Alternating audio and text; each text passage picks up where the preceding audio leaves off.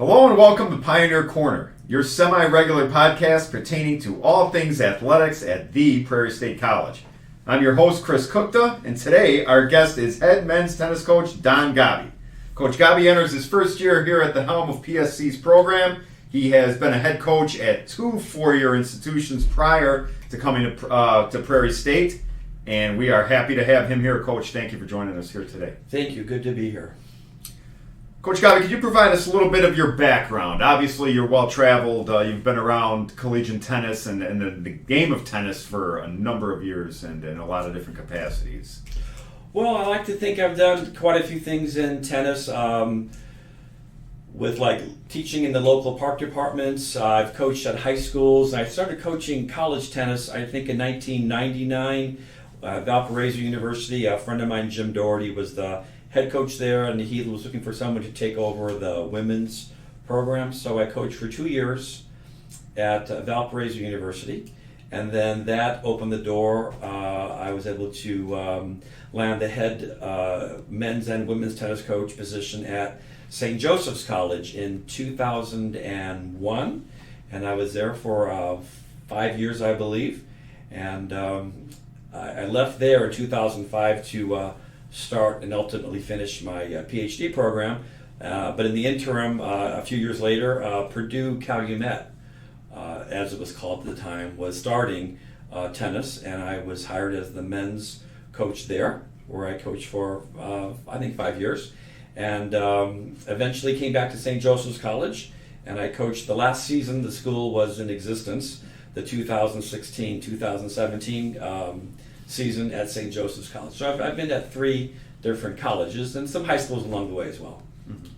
You're also a published author as well. Could you speak a little bit about the book you came out with a couple years ago? Well, I mentioned I went to Purdue to finish my PhD, mm-hmm. and I was kind of searching for a topic. If I'd known, when you go into a PhD program, you should have your research topic established at the beginning, because you really should design your coursework around what your research is. But I did it backwards. So there came a time when I had to decide what I was going to write my dissertation on, and as luck would have it, I decided on a history of women's tennis, how the women's tour got started in 1970.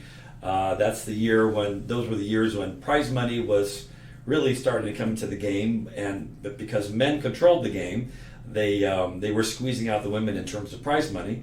So a bunch of women, led by a magazine publisher named Gladys Heldman, organized the first tournament in Houston with Billie Jean King and Rosie Casals and Nancy Ritchie, and they got a sponsorship from the Philip Morris Company. Was promoting a new cigarette brand called Virginia Slims. And so they got Virginia Slims as the sponsor, and that's how the Virginia Slims tour got started in 1970, and ultimately the Women's Tennis Association a few years later. So my research was on how all this got started. I interviewed all of them. They were called the original 9, the 9 women who played in that first tournament. And I lucked out a lot. I think when you write history, I lucked out along the way. I came across 2 or 3 treasure troves, actually, of unpublished documents, and so I was very lucky. And so the book came out last summer. The dissertation was published, I should say, in 2015 when I graduated. But these original 9, as they were called, they were all inducted into the International Tennis Hall of Fame in Newport, Rhode Island last summer. And they've had reunions over the years, and I was their guest because they all knew me and I was writing about them. But I decided to make sure that the book was, the dissertation was edited down in time and published in time for the Hall of Fame ceremony in July of 2021. So that was the book, yeah. All right. Yeah. Great. Now, what brought you to Prairie State? What was it that interested you about our college and about our tennis program in particular? Well, as I mentioned, I was at St. Joseph's College until 2017. That was the final year of the college, and the final year, obviously, that I coached there. And I coached at a high school, Griffith High School, after that. But I always wanted to get back into college coaching, and I like the philosophy of a community college for local players who are maybe don't want to go away to school, who who want to play locally, and so to provide an opportunity for those players who don't want to or who are maybe unable to make other teams. So I thought it was a good opportunity to keep promoting the sport that way. Mm-hmm. Now the roster that we could say you inherited here in your first year is a little bit of a mixed bag of all different types, literally all different types of skill levels, from pretty accomplished players to complete novices.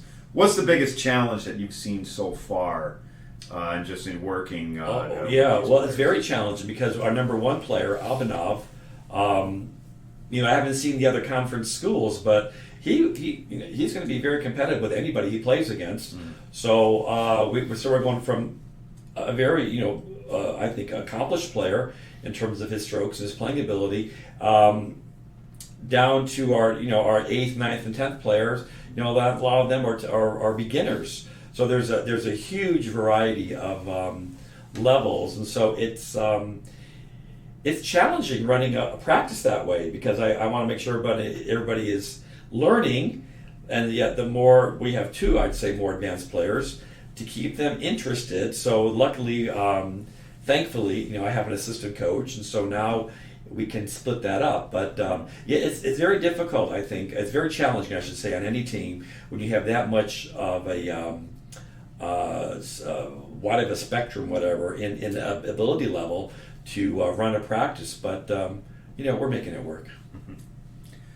Now, what's the biggest difference that you've seen so far? It hasn't been very long, but the differences between the 4-year level and here at the junior college level. Definitely at a 4-year level, I'd say you have 4 years to work with someone to develop them.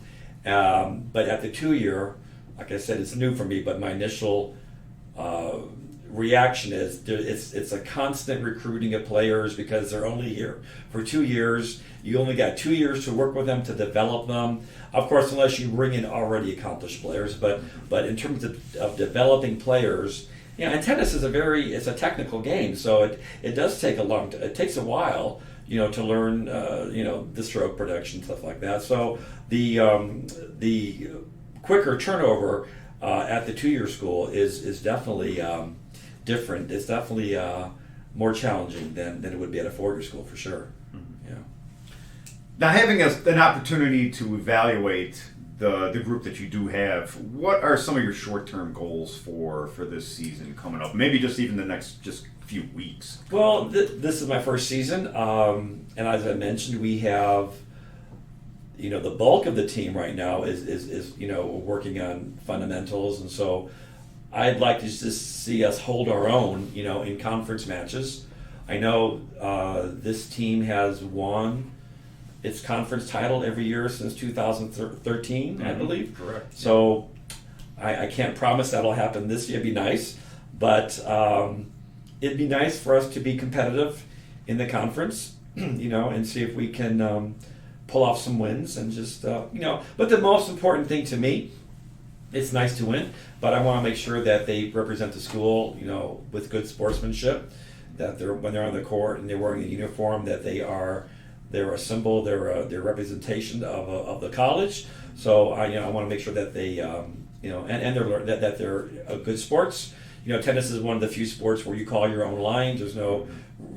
Rarely there's a referee, so I want to make sure that there's everyone is well behaved and they're good sports and they are and they represent the school well. Mm-hmm. Sure. Now, being on both sides, and taking over a program that's well established versus and has had a lot of success versus taking over a program that's kind of rebuilding and trying to kind of get its grip again. Which is more difficult? Does it kind of depend on who the coach is and just what your preference is, or which is more difficult, building from the ground up or trying to maintain something that's had a high level of success? I would think maintaining it might be tough because I think you would be compared. I think the players would compare you to the previous coach, mm-hmm. and sometimes it could be a tough act to follow if they've had lots of wins, lots of success. I like building a team because I'm seeing some players on our team with some bad habits, let's say, that need to be corrected. So if someone hasn't played before, no one's had a chance to teach them incorrectly. So I like building a team from the ground up. But again, like I said, with a 2-year school, before you know it, they're gone. So that's challenging. But I would say maintaining, I think it's tougher to, I think it's easy to build a reputation, and it's tougher to maintain one. And so if I'm coming in and they've had this history of winning everything, I think that can be kind of tough. So there's less pressure on me, I think, to build a team from the ground up and work from there. Now, what are some of your long-term goals for the program, just looking out anywhere beyond a year to, say, 5 years? Well, like I said, I'm well aware of this team's history, that they've won their conference every year and they've gone to the Nationals every year. So, of course, any coach would, like to see that continue. So I'd also like to see this as perhaps as a school where local kids know they can come to and find a place to play. I know there are some teams that don't even look at walk-ons, and a coach might want to only have players that he has personally recruited. But I think it would be a nice place where someone knows they can come and they're welcome to join the team and be on the team and play. And so, like an open door policy, open arm policy, I think that would be nice for players to know that they have a chance to play at Prairie State. Mm-hmm. Sure. Now the team opens up competition, first regular season match this Saturday at the HF Tennis and Racket Club, 10:45 start versus Milwaukee Tech. Obviously, you're new, like you said, you're new to the junior college game. We don't know much about Milwaukee Tech, what they're bringing to the table, all that much. What are you just hoping to see from our team this Saturday? Well, I want them to try to implement what they've been learning so far, what we've been working on in practice. Mm-hmm. Believe it or not, I'm not that worried. It's a non-conference match. We have 4 or 5 non-conference matches before our first conference match. So this is a time for them to try and put into match play what they've been working on. They may not win, but they may win, they may not win. But it's these match play situations that will really help them improve. So that's why I scheduled, I think, 5 non-conference matches before our first match, so they can experience match play and work on their side. And this is not a boxing match. When you play tennis, you focus on what you want to focus on. I don't want them worrying about their opponent. I want them to stay on their side of the net and just work on what they've been doing so far. And then eventually it's gonna come around. But I don't want them to think too much about their opponent, not to get psyched out. They know that some of them are still learning the basics, right? Some top spin serves, that kind of stuff. So I want them to try to put into play in a match play situation what we've been working on, and not to don't worry too much about your opponent. Do what you know you can do. Make the shot you know you can make, and then eventually the results will come. But I'm not too concerned about the results these next few weeks. It's all part of the process and getting ready for our conference season. Mm-hmm. Okay. All right. Great. Well, Coach Gobbie, thank you so much for joining us here today, and good luck.